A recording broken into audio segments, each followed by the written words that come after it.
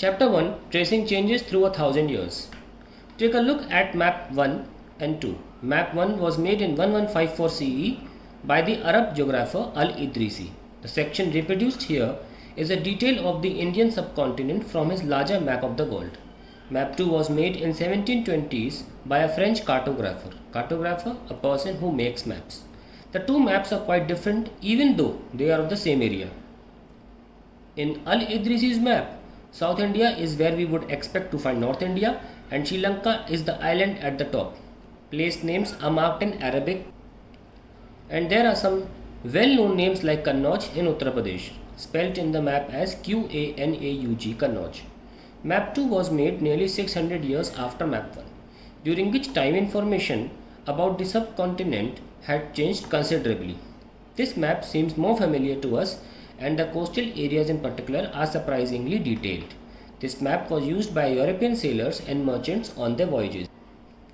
Equally important is the fact that the science of cartography differed in the two periods. When historians read documents, maps, and texts from the past, they have to be sensitive to the different historical backgrounds, the context in which information about the past was produced, new and old terminologies. If the context in which information is produced changes with time, what about language and meanings? Historical records exist in a variety of languages which have changed considerably over the years. Medieval Persian, for example, is different from modern Persian. The difference is not just with regard to grammar and vocabulary, the meaning of words also change with time. Take the term Hindustan, for example. Today, we understand it as India, the modern nation state. When the term was used in the 13th century by Minhaj-e-Siraj, a chronicler who wrote in Persian, he meant the areas of Punjab, Haryana and the lands between Ganga and Yamuna. He used the term in a political sense for lands that were a part of the dominions of Delhi Sultan. The areas included in this term shifted with the extent of the Sultanate, but the term never included South India. By contrast, in the early 16th century, Babur used Hindustan to describe the geography, the fauna and the culture of the inhabitants of the subcontinent. As we will see later in the chapter, this was somewhat similar to the way the 14th century poet Amir Khusro used the word Hind. With the idea of a geographical and cultural entity like India did exist, the term Hindustan did not carry the political and national meanings which we associate it with today. Historians have to be careful about the terms they used because they meant different things in past. Take for example a term like foreigner. It is used today to mean someone who is not an Indian. In the medieval period, a foreigner was any stranger who appeared, say, in a given village, someone who was not a part of that society or culture. In Hindi, the term Pardesi might be used to describe such a person, and in Persian, Ajnabi. A city dweller, therefore, might have regarded a forest dweller as a foreigner. But two peasants living in the same village were not foreigners to each other, even though they may have had different religious or caste backgrounds. Historians and the sources. Historians use different types of sources to learn about the past depending upon the period of their study and the nature of their investigation. Last year, for example, you read about rulers of the Gupta dynasty and Harshvardhan. In this book, we will read about the following 1000 years, roughly from 700 to 1750, that is 1750. You will notice some continuity in the sources used by historians for the study of this period. They still rely on coins, inscriptions, architecture and textual records for information. But there is also considerable discontinuity. The number and variety of textual records increased dramatically during this period.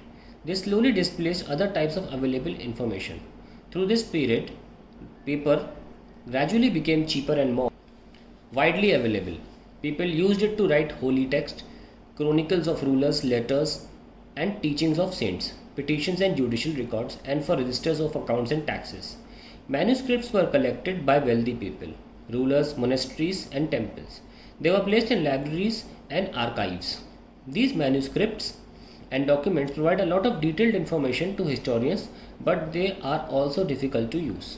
There was no printing press in those days, so scribes copied manuscripts by hand. If you have ever copied a friend's homework, you would know that this is not a simple exercise. Sometimes you cannot read your friend's handwriting and are forced to guess what is written. As a result, there are small but significant differences in your copy and your friend's work. Manuscript copying is somewhat similar. As scribes copied manuscripts, they also introduced some small changes, a word here, a sentence there. These small differences grew over the centuries of copying until manuscripts of same text became substantially different from one another. This is a serious problem because we rarely find the original manuscript of the author today. We are totally dependent upon the copies made by later scribes. As a result, historians have to read different manuscript versions of the same text to guess what the author had originally written. On occasion, authors revise their chronicles at different times. The 14th century chronicler Ziauddin Barani wrote his chronicle first in 1356 and another version 2 years later. The two differ from each other, but historians did not know about the existence of the first version until 1960s. It remained lost in the large library collection. New social and political groups. The study of the 1000 years between 700 and 1750 is a huge challenge to historians, largely because of the scale and variety of developments that occurred over the period. At different moments in this period, new technologies made their appearance, like the Persian wheel in irrigation, the spinning wheel in weaving, and firearms in combat. New foods and beverages arrived in the subcontinent: potatoes, corn, chilies, tea, and coffee. Remember that all these innovations, new technologies, and crops came along with people who brought other ideas with them as well. As a result, this was a period of economic, political, social, and cultural changes. You will learn about some of these changes in chapters 5, 6, 7. This was also a period of great mobility. Groups of people traveling long distance in search of opportunity. The subcontinent held immense wealth and the possibilities for people to carve a fortune. One group of people who became important in this period were the Rajputs, a name derived from Rajputra, the son of the ruler. Between the 8th and the 14th centuries, the term was applied more generally to the group of warriors who claimed Kshatriya caste status. The term included not just rulers and chieftains, but also soldiers and commanders who served in the armies of different monarchs all over the subcontinent. A chivalric code of conduct, extreme valor, and great sense of loyalty were the qualities attributed to Rajputs by their poets and bards. Other groups of people such as the Marathas, Sikhs, Jats, Ahoms, and a caste of scribes and secretaries also used the opportunities of the age to become politically important. Throughout this period, there was a gradual clearing of forests and the extension of agriculture, a change faster and more complete in some areas than in others. Changes in their habitat forced many forest dwellers to migrate. Others started tilling the land and became peasants. These new peasant groups gradually became to be influenced by regional markets, chieftains, priests, monasteries, and temples. They became a part of large complex societies and were required to pay taxes and offer goods and services to local lords. As a result, significant economic and social differences emerged among peasants. Some possessed more productive land, others also kept cattle, and some combined artisanal work with agricultural activity during the lean season. As society became more differentiated, people were grouped into jatis or subcastes and ranked on the basis of their background and their occupations. Ranks were not fixed permanently and varied according to the power, influence, and resources controlled by members of the jati. The status of the same jati could vary from area to area. Jatis framed their own rules and regulations to manage the conduct of their members. These regulations were enforced by an assembly of elders, described in some areas as the Jati Panchayat. But jatis were also required to follow the rules of their villages. Several villages were governed by the chieftain. Together, they were only one small unit of a state. Region and empire. Large states like those of the Cholas, chapter 2, Tughlaqs, chapter 3, and Mughals, chapter 4, which we'll see, encompassed many regions. A Sanskrit Prashasti praising the Delhi Sultan Ghiyasuddin Balban explained that he was the ruler of vast empire that stretched from Bengal in the east to Ghazni, Gajana in Afghanistan in the west, and included all the South India, Dravida. People of different regions, Gauda, Andhra, Kerala, Karnataka, Maharashtra, and Gujarat apparently fled before his armies. Historians regard these as exaggerated claims of conquest. At the same time, they try to understand why rulers kept claiming to have control over different parts of the subcontinent, language, and region. In 1318, the poet Amir Khusro noted that there was a different language in every region of this land: Sindhi, Lahori, Kashmiri, Dwarsmudri in southern Karnataka, Telangani in Andhra Pradesh, Gujari in Gujarat, Mabari in Tamil Nadu, Gauri in Bengal, Awadhi in eastern Uttar Pradesh, and Hindavi in the area of around Delhi. Amir Khosrow went on to explain that in contrast to these languages, there was Sanskrit which did not belong to any region. It was an old language and common people do not know it. Only the Brahmins do. By 700, many regions already possessed distinct geographical dimensions and their own language and cultural characteristics. You will learn more about these in chapter 9. They were also associated with specific ruling dynasties. There was considerable conflict between these states. Occasionally, dynasties like the Cholas, Khiljis, Tughlaqs, and Mughals were able to build an empire that was pan-regional, spanning diverse regions. Not all these empires were equally stable or successful. Compare, for example, table 1 in chapter 3 and 4. What was the duration of the rule of Khilji and Mughal dynasties? When the Mughal empire declined in the 18th century, it led to the re-emergence of the regional states. But years of imperial pan-regional rule had altered the character of the regions. Across most of the subcontinent, the regions were left with the legacies of the big and small states that had ruled over them. This was apparent in the emergence of many distinct and shared traditions.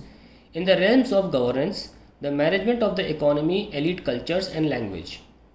Through the 1,000 years between 700 and 1750, the character of the different regions did not grow in isolation. These regions felt the impact of larger pan-regional forces of integration without ever quite losing their distinctiveness. Old and new religions. The 1,000 years of history that we are exploring witnessed major developments in religious traditions. People's belief in the divine was sometimes deeply personal, but more usually it was collective. Collective belief in the supernatural agency, religion, was often closely connected with the social and economic organization of local communities. As the social worlds of these groups altered, so too did their beliefs. It was during this period that important changes occurred in what we call Hinduism today. These included the worships of new deities, construction of temples by royalty, and growing importance of Brahmins, the priests, as a dominant groups in society. The knowledge of Sanskrit text earned the Brahmins a lot of respect in society. The dominant position was consolidated by the support of their patrons, new rulers searching for prestige. What is a patron? An influential, wealthy individual who supports another person, an artist, craftsperson, a learned man, or a noble. One of the major developments of this period was the emergence of the idea of bhakti, of a loving personal deity that devotees could reach without the aid of priests or elaborate rituals. You will be learning about this and other traditions in chapter 8. This was also the period when new religions appeared in the subcontinent. Merchants and migrants first brought the teachings of the Holy Quran to India in the 7th century. Muslims regard the Quran as the holy book and accept the sovereignty of one God, Allah, whose love, mercy, and bounty embrace all those who believe in Him, without regard to social background. Many rulers were patrons of Islam, and the ulama, learned theologians and jurists. And like Hinduism, Islam was interpreted in a variety of ways by its followers. There were the Shia Muslims who believed in that Prophet Muhammad's sons-in-law. Ali was the legitimate leader of the Muslim community, and the Sunni Muslims who accepted the authority of the early leaders, Khalifas of the community, and the succeeding Khalifas. There were other important differences between various schools of law, Hanafi and Shafi, mainly in India, and the theology and mystic traditions. Thinking about time and historical periods. Historians do not see time just as a passing of hours, days or years, as a clock or calendar. Time also reflects changes in social and economic organization, in the persistence and transformation of ideas and beliefs. The study of time is made somewhat easier by dividing the past into large segments, periods that possess shared characteristics. In the middle of the 19th century, British historians divided the history of India into three periods: Hindu, Muslim, and British. This division was based on the idea that the religion of rulers was the only important historical change and that there were no significant developments in the economy, society, or culture. Such a division also ignored the rich diversity of the subcontinent. Few historians follow this periodization today. Most look to the economic and social factors to characterize the major elements of different moments of the past. The histories you read last year included a wide range of early societies: hunter gatherers, early farmers, people living in towns and villages, and early empires and kingdoms. The histories you will be studying this year are often described as medieval.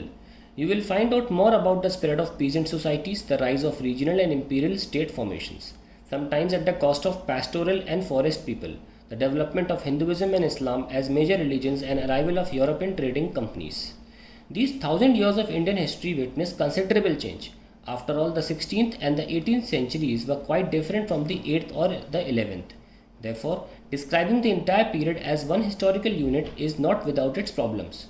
Moreover, the medieval period is often contrasted with the modern period. Modernity carries with it sense of material progress and intellectual advancement.